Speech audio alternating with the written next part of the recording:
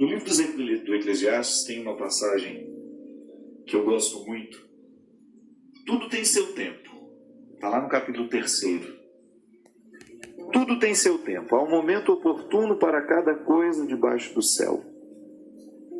Tempo de nascer, tempo de morrer, tempo de plantar, tempo de arrancar o que foi plantado, tempo de matar, tempo de curar, tempo de destruir, tempo de construir, tempo de chorar, tempo de rir, de lamentar, de dançar, tempo de espalhar pedras e tempo de as ajuntar, tempo de abraçar e tempo de afastar-se dos abraços, tempo de procurar, tempo de perder, tempo de guardar, tempo de jogar fora, tempo de rasgar e tempo de costurar, tempo de calar e tempo de falar, tempo do amor, tempo do ódio, tempo da guerra, tempo da paz.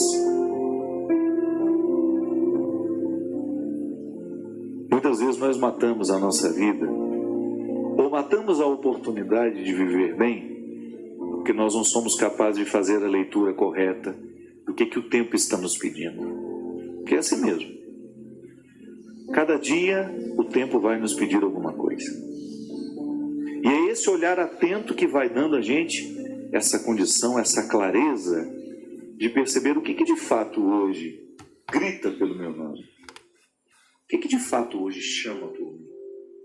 Qual é a realidade hoje que é inadiável? Minha gente, às vezes nós somos tão negligentes na percepção disso, que às vezes nós desperdiçamos um mês, um ano, 10, 20, colocando o nosso empenho numa realidade que nem era para aquele momento. E é por isso que é tão interessante a gente desenvolver a habilidade de dizer não e de dizer sim. Porque essa é uma habilidade que só a maturidade nos traz. Porque às vezes, porque somos imaturos, nós não sabemos nem dizer não. Não sabemos olhar as urgências do tempo. Então a gente vive para agradar o outro. Não. Antes de agradar o outro, você precisa perceber o que a vida está pedindo de você. Porque nem sempre aquilo que você pode fazer para agradar o outro, está em consonância com aquilo que a vida está pedindo de você. Mesmo que para a gente crescer, nós temos que ter coragem de cortar muitas coisas. A Sagrada Escritura diz: tempo de matar, tempo de fazer nascer. Tudo depende da percepção aguçada que nós precisamos ter para olhar o momento presente e descobrir o que de fato merece o nosso empenho. Quantas vezes eu na minha vida me empenhei no lugar errado, na questão errada? E depois não tem como ser feliz. Não tem como eu descobrir um contentamento sabendo que o meu empenho não foi onde eu deveria ter me empenhado. Não há possibilidade de eu me sentir realizado, de sentir-me bem com as minhas escolhas. Porque o que vai fazer com que eu me sinta bem é olhar para o contexto das minhas escolhas e ficar confortável com aquilo que foi escolhido. É interessante porque, às vezes, a nossa maneira de viver nos priva até mesmo dessa percepção. Nós estamos muito estranhos a nós. Não é estranho com o outro, não. É estranho a nós mesmos. Estranhos a nós mesmos.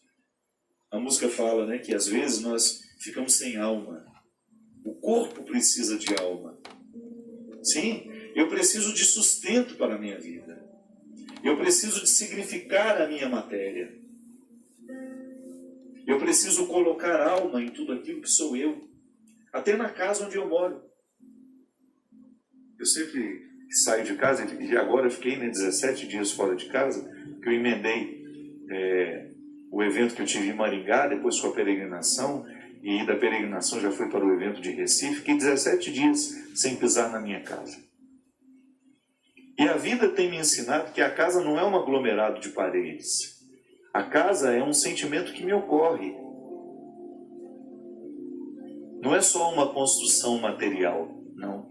Quando eu entro dentro daquelas paredes que eu construí com o meu trabalho, ali eu identifico a alma que me sustenta. É um sentimento que me ocorre. Nós que voltamos da peregrinação agora, eu tenho certeza que todos experimentamos isso. Quando a gente abre a porta da casa, quando a gente entra, é um sentimento bom que nos ocorre. Isso é alma. É quando a matéria está plena de significados. É quando a gente começa a atribuir um significado que ultrapassa as paredes, os móveis, o telhado ou a laje, o jardim, o portão de entrada. É um sentimento que nos ocorre. E é interessante que a qualidade da nossa vida depende, e está intimamente ligada à nossa capacidade de depositar a alma nas coisas. Eu não estou falando dessa alma, do significado mais profundo da nossa vida, dessa dimensão espiritual que que me conecta com a eternidade. Não. Eu estou falando de tudo aquilo que vive e que faz sentido à matéria. Traz sentido àquilo que é material. Aí então a gente usa de maneira inadequada o termo alma. Perceber que os meus objetos estão perpassados por um significado que ultrapassa a matéria. Como dizia Rubem Alves, né? Existem coisas que são mais que coisas. São coisas que nos fazem lembrar. Isso é, virar um sacramental. Da mesma maneira como eu trago uma lembrancinha da viagem. Aquilo é para mim apenas um sacramental de alguma coisa que foi boa, que foi vivida, que foi experimentada, que me fez bem. Mas agora, na minha oportunidade de colocar alma neste corpo, nessa oportunidade única que eu tenho de viver diariamente bem a minha vida e assim inflar ar em tudo isso, da mesma maneira como eu percebo essa outra alma das coisas, da minha casa quando chego, de um sentimento que me ocorre. O viver bem, me trazendo a consciência de que hoje, quando eu observo as urgências da minha vida e me empenho nessas urgências, eu estou colocando alma no meu corpo. Ah, padre, essa visão separatista não combina com a teologia cristã. Eu sei. Isso é só didática. Essa separação é apenas didática. Funciona tudo junto. Corpo e alma estão, embora sejam realidades distintas, funcionam juntas. É unidade. Nós proclamamos a unidade de tudo isso. Agora, quando eu percebo, quando eu identifico que eu não estou fazendo, que eu não estou me empenhando para viver bem, eu estou sim fragilizando os recursos da minha alma, que são justamente para me ajudar a viver bem a própria vida do corpo. Trabalham em conjunto, minha gente. E nós muitas vezes negligenciamos a observância do tempo, como na escritura que disse. O escritor sagrado fala justamente isso. Tempo de chorar e tempo de rir. Há momentos que a própria vida te mostra a necessidade de chorar, de jogar para fora os seus excessos, de não ter medo da tristeza, de permitir que essa tristeza cave dentro de nós as suas riquezas e que nos ajude a encontrar a pedra preciosa que só o sofrimento poderia nos levar a conhecer. Depois vem o riso. O riso não nasce por acaso. A gente já cantava aquela música também, né? Ando devagar porque já tive pressa e trago esse sorriso porque já chorei demais. O sorriso é o resultado da lágrima bem chorada. O sorriso é o resultado final de um processo de luta que nós estabelecemos, de observar dia a dia qual é o empenho que aquele dia me pede, o que hoje eu preciso fazer para ter o direito do sorriso amanhã. E é bom, você sabe por quê? Porque à medida que nós estamos passando o perrengue, sabendo que ele será construtivo, já nascem pequenos sorrisos ao longo desse processo. Quando a gente fala de um sorriso final, é apenas a metáfora de um processo bem feito, bem vivido. Tempo de abraçar, tempo de se afastar. Quanto sofrimento, né? Em perceber o distanciamento como necessário ao crescimento do outro. É aquele filho que vai embora para estudar. Não dá para reter filhos. Por isso que é tempo de abraçar, é tempo de cuidar, é tempo de estar junto. E vai chegar um momento em que esse afastamento será necessário para o próprio curso da vida. Depois volta. Mas no primeiro momento a gente precisa do distanciamento. É a urgência do dia. Chegou a época, é preciso estudar, é preciso buscar um futuro fora daqui. Minha gente, quando nós observamos o movimento do tempo e as suas urgências, a gente entra dentro do contexto de uma sabedoria irrenunciável à nossa realização humana. Tempo de rasgar, tempo de costurar. Se a gente não tem coragem, muitas vezes, de rasgar algumas realidades, depois jamais conseguiremos viver a libertação dela. Hoje eu até escrevi sobre isso. Muitas vezes nós lamentamos perder, e quando na verdade a gente vai observar aquilo que a gente perdeu, não foi perda, foi libertação.